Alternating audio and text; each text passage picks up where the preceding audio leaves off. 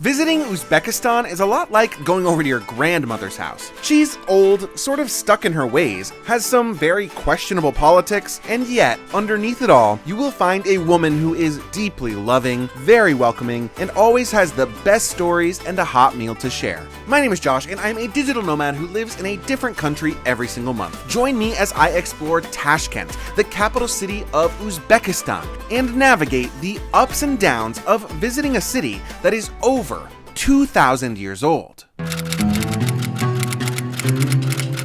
Uzbekistan was the heart of the Silk Road and stood for centuries as a major center of life, hosting trade, improving technology, and above all else, connecting the East to the West. And if you happen to be a traveling merchant between around 100 BCE and 1400 CE, chances are good that at some point you walked along these streets. Which is why, as a full-time traveler myself, I was especially excited to visit Uzbekistan. Now, being a content creator is admittedly pretty different from how I imagine it would have been to work as a carpet salesman in 100 BCE. But I do still sort of feel a kinship to those people. They were adventurers, people who chose a career path that would give them the chance to explore and to see the world. I mean, I get the appeal. That said, things in modern day Uzbekistan are very different from how they were back then. Until as recently as 2016, visiting Uzbekistan as a foreigner was very difficult. You needed to do a great deal of paperwork, have a dedicated guide, and do regular check-ins. I mean, it was a whole thing. Thankfully, along with a new presidency in 2017, things have gradually started to become much easier for tourists. And nowadays, Uzbekistan even has a convenient e-visa portal and everything. I was spending the month in Central Asia, primarily based in Almaty, Kazakhstan, and I knew that with as close as I was, that I had to take the short flight over to visit Tashkent. But despite their close proximity, I quickly learned that these two countries are actually quite different from one another, for better and for worse. But first, let's talk about the better. Okay, there is a food in Uzbekistan that is so important that it has literally been recognized by UNESCO as intangible cultural heritage. It's called plov, and I have to tell you that I very much had a "where have you been all my life" moment when I first tasted plov. The best place to try plov in Tashkent is at BESH QOZON. How do I know this? Because the kitchen workers all wear t-shirts that say, "All you need is plov" on the back, and I think it's maybe the cutest thing I've ever seen. All you need is plov. Aside from their cute t-shirts, this place has a gorgeous interior, beautiful lighting, and a courtyard with a fountain. It's honestly stunning all around. The employees prepare the plov in the traditional way, in a huge wok that seems like it can plate about 100 dishes of the stuff at one time. And who knows, maybe it does. I mean, this place definitely can get pretty crowded. They have a few different plov options on the menu. I won't lie to you, even now I'm not entirely sure what the differences are between them. Nonetheless, I chose to order the special plov, which is tossed in oil. It also came with some bread and a little side salad of tomato and cucumber. The bread itself was a little tough for my liking, but naturally, I ate it anyway because I have food issues. But the plov was so good. The meat was so flavorful and tender, and the rice and the oil was amazing as well. Actually, you know what? I'm not afraid to say it. This was the best thing that I ate in my entire month in Central Asia. Hands down. This was maybe the best part of my visit to Uzbekistan, but it wasn't the only amazing thing I experienced there.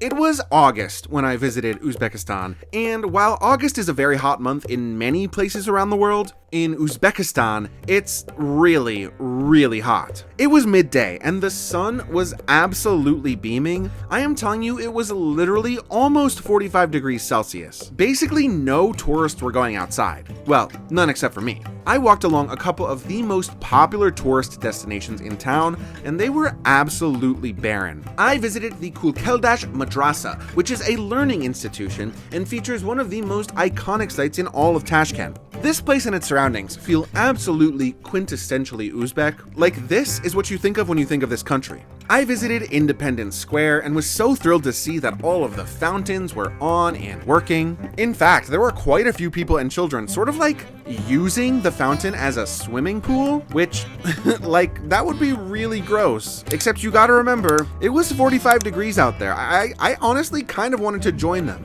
I didn't want to waste energy walking in circles, so I actually kind of sneakily ended up following around this tour group, which allowed me to see some interesting sights in the area, including a really beautiful war memorial with an eternal flame dedicated to those who died in World War II. Those tourists didn't last very long before heading back to their air-conditioned bus, but the heat was not keeping everyone inside. There was one place I went, which honestly was maybe the hottest of them all, and believe me, it was just as busy as ever. This is the CHORSU Bazaar. It's this huge blue dome building right in Tashkent's Old Town. You can spot it from miles away, and inside, people do what they have done here for generations: sell market goods. I walked around for a while, and eventually I literally started to get lightheaded. Dehydration is no joke, kids. I bought a huge bottle of water, found a quiet spot on the upper floor, and I just stood and watched. Now, I'm not normally a huge people watcher, but I was so fascinated and amazed to see people working at these stalls that their families have been running for years and years, and in this heat nonetheless. And despite the fact that I didn't buy or eat anything, it was easily one of the most memorable moments of my time in Uzbekistan. I needed to get inside. I wasn't in any danger or anything after rehydrating, but I knew that I couldn't continue to explore outside. I decided that I would first visit the Tashkent TV tower. Now, I'm not normally a huge fan of these tower lookouts. I find them to be overpriced and underwhelming, and in truth, this one is pretty much no different. That said, it does always really put into perspective the lay of the land. I feel like a pirate standing in the crow's nest overlooking the whole city. You know, it's sort of cool for like 5 minutes. A much more interesting cultural experience that is also indoors, and I definitely do recommend if you're visiting Tashkent, is to see the Museum of Applied Arts. Aside from the history and the food, textures and textiles and architecture are what I think make this country the most interesting. This museum showcases those things specifically. And the best part is easily this room, which features just incredible craftsmanship in every corner. It is stunning in its design. I don't know if I've ever been more impressed by a single room in a museum. I mean, the video doesn't quite do it justice. It is a pretty small museum, but it's definitely worth it on the whole, and it's not so hot inside, so there's also that. But for all the things that are amazing about Uzbekistan, there is one big issue, and it sort of affected the way I was feeling the whole trip. Uzbekistan has a law in place that criminalizes homosexual activity between two men with a jail sentence of up to 3 years. Now, this is a tricky subject for all travel vloggers. I have visited other countries previously that also criminalize homosexuality, and even featured them in videos here on this channel. Morocco is one, for example, and also Indonesia, where I finished a video series very recently, has similar laws in certain regions. That said, this was the first time I was ever in a country and aware of the law as I moved around from place to place. I am a queer man.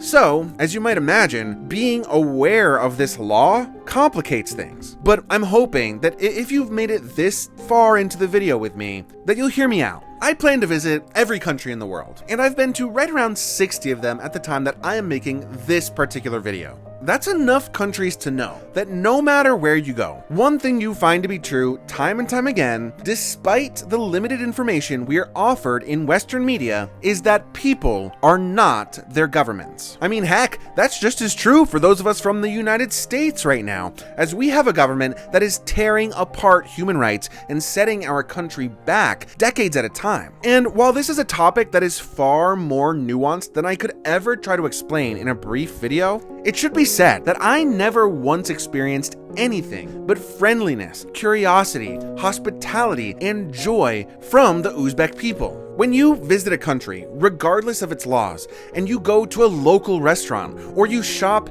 at the bazaar, or you buy a souvenir from a stand on the side of the road, your money is supporting local businesses directly. These are real human lives that matter and that deserve to earn a living regardless of their government's political stance. And so, at this point, I knew that I had a decision to make. I could choose to avoid those places entirely, or I could ignore it and just not talk about it, despite it being a big part of who I am and something that I'm very passionate about. Or I could choose option 3, which is to continue to make videos that promote the humanity and the culture in these places, but while simultaneously condemning the laws that are in place that prevent queer people from living an open and happy and love-filled life. Like I said, Uzbekistan is ancient. It is like your grandma if she were newly discovering TikTok. It is a country that is slowly opening itself up to new people, new tourism, and new opportunities. And I think, while it's far from being in a perfect position politically, that you should give it a chance. Spend your money on people and small businesses. Respect the laws in the culture. And by doing so, I am confident that their horizons, as well as your own, will expand in a truly significant way. Okay, wow, I got deep there for a second. Thank you for sticking with me until the end. I hope that you like and subscribe, and then also watch this video next. It is about Kyrgyzstan, Uzbekistan's mountainous next door neighbor.